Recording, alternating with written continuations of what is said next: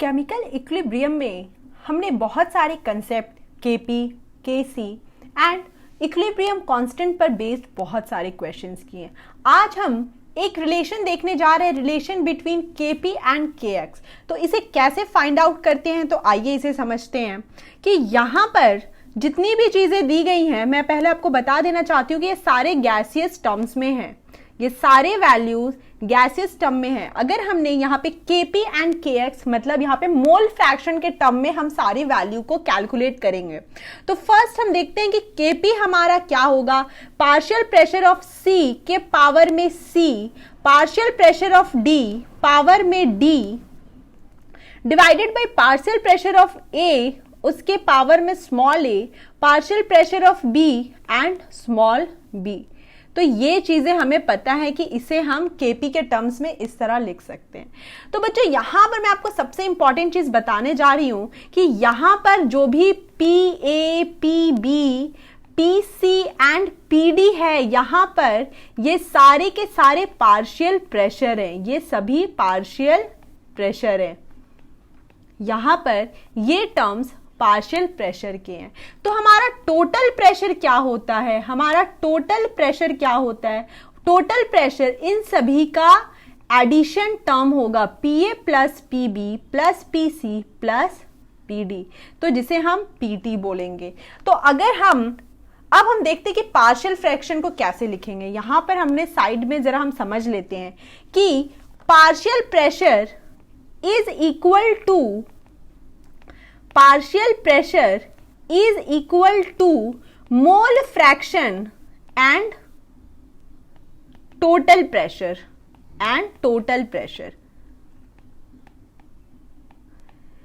तो यहां पे अगर हम PA की बात करें तो ये इसकी वैल्यू होगी मोल fraction of A and PT। अगर हम PB की बात करें तो मोल fraction of B and PT total pressure, यहाँ पे partial pressure of C will be mole fraction of C and PT। तो इस तरह हम यहाँ पे सारे टर्म को रिप्लेस करेंगे तो हमारा जो फाइनल टर्म आएगा यहाँ पर mole fraction of C total pressure and power में C, mole fraction D total pressure power में आपका D होगा, then mole fraction of A PT and mole यहां पर पावर में A, mole fraction of B total pressure and small b।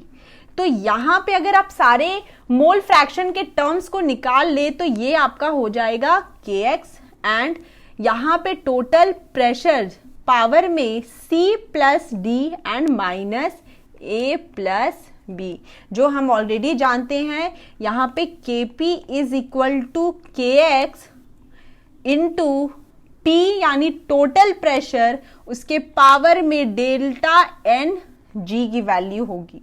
तो ये चीज क्लियर है। आइए कुछ क्वेश्चंस देखते हैं। यहां पर सबसे इंपॉर्टेंट इस चीज को ध्यान रखना है कि Kp और Kx का रिलेशन क्या है, जैसे हमने Kc और Kp का रिलेशन देखा था। देन अब हम नेक्स्ट प्रॉब्लम को देखते हैं। यहां पर आपको Kp बाई Kc 3 वैल्यू दी गई है, यहां पे डेल्टा Ng कैलकुलेट कर सकते हैं। तो सबसे पहले हम कैलकुलेट करेंगे, वी नो डैट कि Kp is equal to KcRT delta Ng, और यहां पे डेल्टा Ng की वैल्यू कितनी है बच्चों, डेल्टा Ng की वैल्यू आपका 2 minus 1 that is 1। Kp by Kc means यहां पे अगर हम निकालें तो 3Kc is equal to KcRT power में 1, तो Kc हो जाएगा cancel. 3 is equal to RT, it means कि यहां पे temperature is 3 by R। R हमारी जो वैल्यू दी गई है दैट इज 0.0821, 0.0821। अगर आप इसे कैलकुलेट करो तो यू विल गेट 36.5 केल्विन। तो टेम्परेचर हमने फाइंड कर लिया है। तो इस प्रॉब्लम को देखा कि यहाँ पे Kp Kc के रिलेशन से हमने क्वेश्चन सॉल्व किया। सेम क्वेश्चन ये आपके लिए होमवर्क है एंड आप इसका आंसर हमारे कमेंट सेक्शन में जरूर डालिएगा। यहां पे मैं बस डेल्टा एन जी की वैल्यू बता दे रही हूं, that is 1 minus 1/2, that is 1/2 and Kp is equal to KCRT power में विल बी 1/2। यहां पर ये सारे टर्म्स क्लियर है। यहां पर हमें Kc की वैल्यू दी गई है ऑलरेडी, तो यहां पे Kc की वैल्यू 7.90 10 टू द पावर -3 दिया गया है। 7.90 10 टू द पावर -3। RT का टर्म्स हमें पता है 8.314 इनटू टेम्परेचर। बच्चों यहाँ पे टेम्परेचर क्या है, टेम्परेचर हमें देखा है यहाँ पे 842 डिग्री सेल्सियस है। केल्विन में क्या होगा, 842 plus 273 is equal to 1115 kelvin. कभी भी टेम्परेचर अगर आपको सेल्सियस में दिया है तो उसे केल्विन में जरूर चेंज करिए और यहाँ पे पावर में 1/2 कैलकुलेट करिए इसके आंसर को, और आपको जो Kp की वैल्यू मिलेगी that will be 7.5 into 10 to the power -2।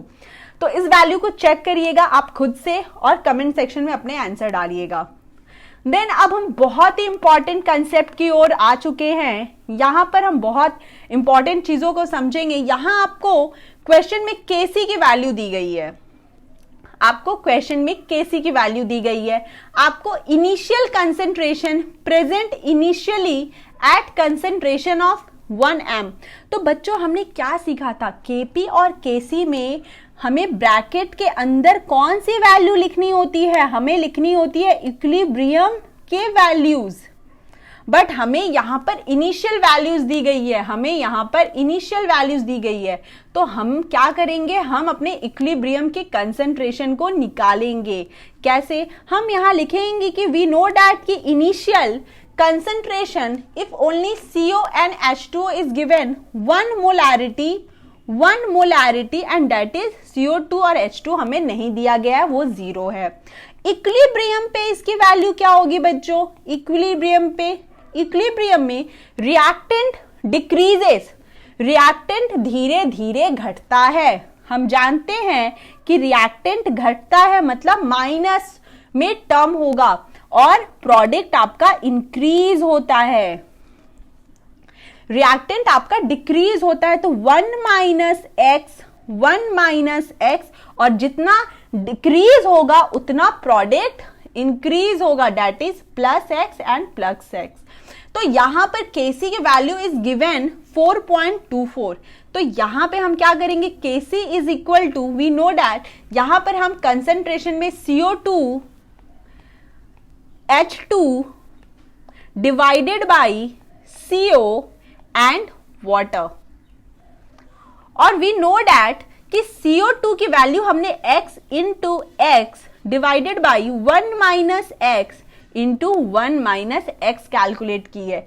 Kc की वैल्यू हमें 4.24 गिवन है, तो हम 4.24 को वहां पे लिख लेंगे।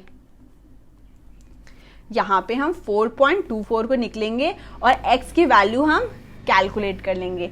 ये आप इसको x की वैल्यू कैलकुलेट करके हमारे कमेंट सेक्शन में डालिए, आप उसका आंसर चेक करके आपको बताएंगे कि आप कितने करेक्ट है। अब आपसे पूछा गया है क्वेश्चन में कि इक्विलिब्रियम कंसंट्रेशन बताओ, इक्विलिब्रियम कंसंट्रेशन। तो बच्चों यहां पर इक्विलिब्रियम कंसंट्रेशन क्या होगा, इक्विलिब्रियम कंसंट्रेशन ऑफ, तो यहां पर जो इक्विलिब्रियम कंसंट्रेशन की वैल्यू होगी, यहां पर इक्विलिब्रियम कंसंट्रेशन की जो वैल्यू होगी वो CO2 के लिए x होगी, H2 के लिए भी x होगी, CO के लिए 1 माइनस एक्स एंड वाटर के लिए भी 1 माइनस एक्स होगी। तो इस तरह आप x की वैल्यू कैलकुलेट करिए और इक्विलिब्रियम की वैल्यू भी कैलकुलेट करिएगा। नेक्स्ट प्रॉब्लम देखते हैं, यहां भी आपसे उसी तरह का क्वेश्चन पूछा गया है। यहां पर if a mixture of 0.482 mole and 0.933 मोल, बच्चों यहां पे आपको मोल दिया गया है, यहां पर हम लिखेंगे इनिशियल मोल्स आपको दिया गया 0.482 एंड 0.9330।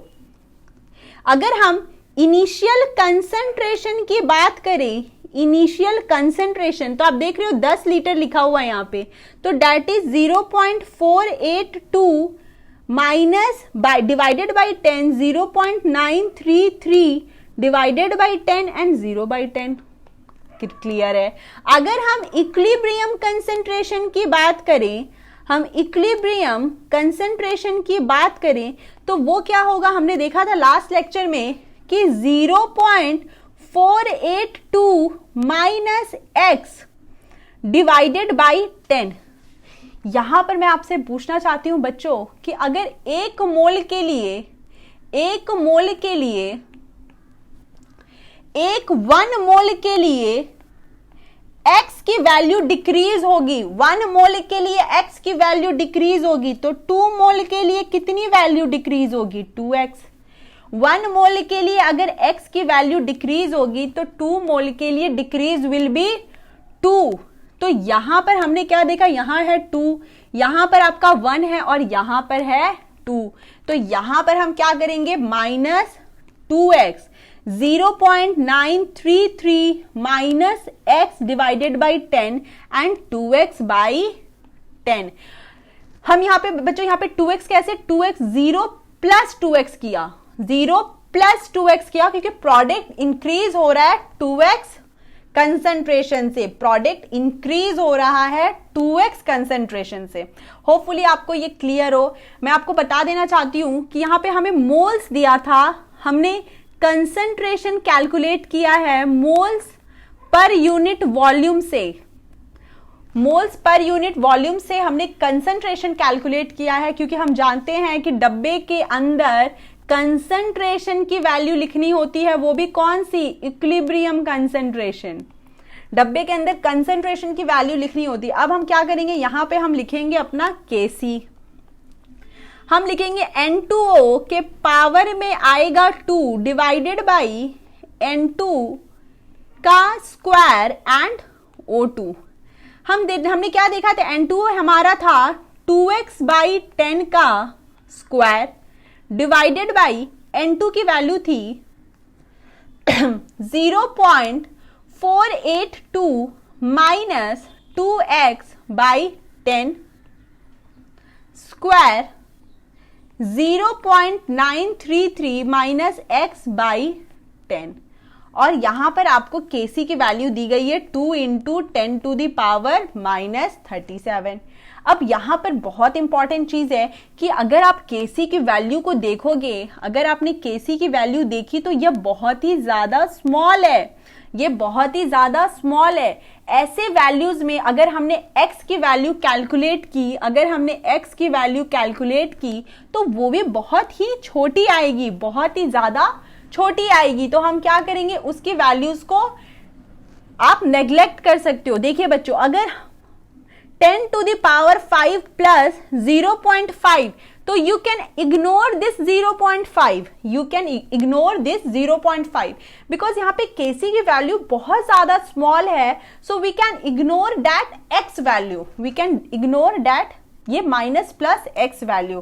तो यहां पर जो फिर हम क्या करेंगे कि 2 into 10 to the power minus 37 is equal to 2x by 10 का square divided by 0.482 by 10 square into 0.933 by 10। इस तरह हमने ये वैल्यूज को कैलकुलेट करेंगे, और जब आप इन वैल्यूज को कैलकुलेट करेंगे तो आपको x की वैल्यू मिल जाएगी, that is 6.6 into 10 to the power minus 20। अब आपके पास x की वैल्यू है, अब आप N2 की वैल्यू निकाल सकते हो, दैट इज x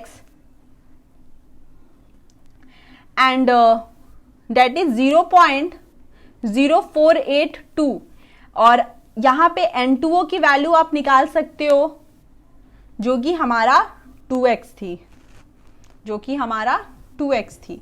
तो यहां पर हम ये सारे वैल्यूज को कैलकुलेट कर सकते हैं। अब हम नेक्स्ट प्रॉब्लम को देखेंगे NOBr2 के। यहां पर भी सेम अप्रोच करना है, आपको 0.087 मोल दिया हुआ है। अब देखिए यहां पर हमें क्या करना है कि हमने देखा कि हमें इनिशियल स्टेज में 0.087 दिया गया है और 0.0437 दिया गया और ये 0 है। और हमें इक्विलिब्रियम में कितना दिया गया है, हमें इक्विलिब्रियम में यहां पर इसकी वैल्यू दी गई है, दैट इज 0.0518।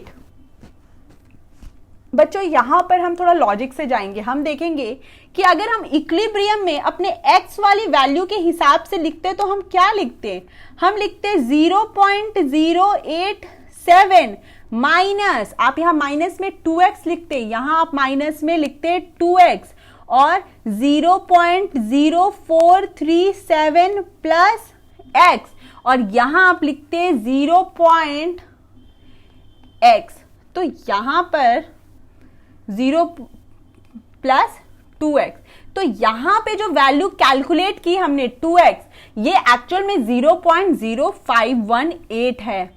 बच्चों होपफुली आपको ये चीज समझ में आई होगी कि हमने यहाँ पे कैसे किया। हमें यहाँ पे जो वैल्यू गिवन है हमने वहां पर उस वैल्यू को पुट करके देखा, हमने उस वैल्यू को पुट करके देखा जो हमारे इक्विलिब्रियम इक्वेशन से आती, वो हमारे इक्विलिब्रियम इक्वेशन से आती।